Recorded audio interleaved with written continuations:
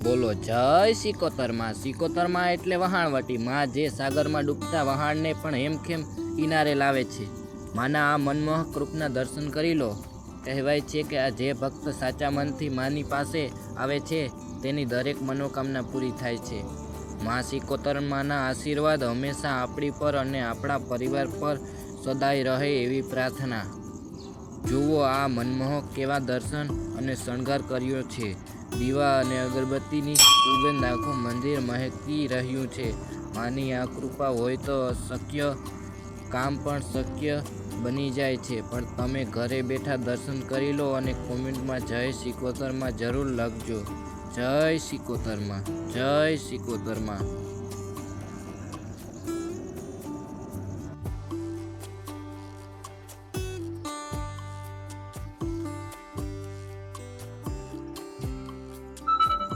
માં સિકોતરના દર્શન કરીને હવે હું આવી ગયો સીધો મારા ખેતરમાં. મિત્રો, અત્યારે ખેતરમાં બહુ જ ધમાલ ચાલી રહી છે અને તમે જોઈ શકો છો કે આ ખેતર આખું અત્યારે સોના જેવું ઝળકી રહ્યું છે.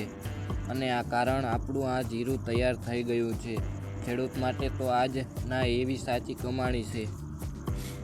ને આ જુઓ, જીરું ઉપાડવાનું પણ અમે શરૂ કરી દીધું છે ને આ વખતે જીરુંનો દાણો પણ બહુ જ સારો બેઠો છે અને માલ પણ એકદમ ચોખ્ખો. અને અત્યારે તો વાઢ નાખી દીધો છે એટલે જીરું વાઢીને સૂકવવું મૂકી દીધું છે. જીરાનો ખેતીમાં મહેનત બહુ હોય છે. રાત દિવસ જો વગર મહેનતે રાત દિવસે જોયા વગર પાણી પાવા પડે અને માવજત કરવી પડે, ત્યારે જઈને આવો સારો પાક હાથમાં આવે.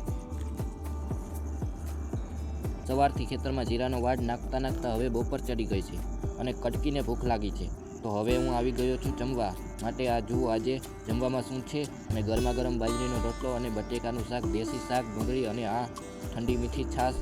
ખેતરના કામ કરીને આવો દેશી ખોરાક મળે એટલે બીજું શું જોઈએ. સ્વર્ગનું સુખ આને કહેવાય. ચાલો ત્યારે હું નિરાતે જમી લઉં. મા સિકોતરના આશીર્વાદ અને તમારી દુઆઓ આજનો દિવસ બહુ સરસ રહ્યો છે. જો તમને આ મારો ખેતરનો વ્લોગ ગમ્યો હોય તો વિડીયોને લાઇક કરજો અને તમારા બીજા ખેડૂત મિત્રોને શેર કરજો. અને હવે આ ચેનલમાં સબસ્ક્રાઈબ કરવાનું ભૂલશો નહીં.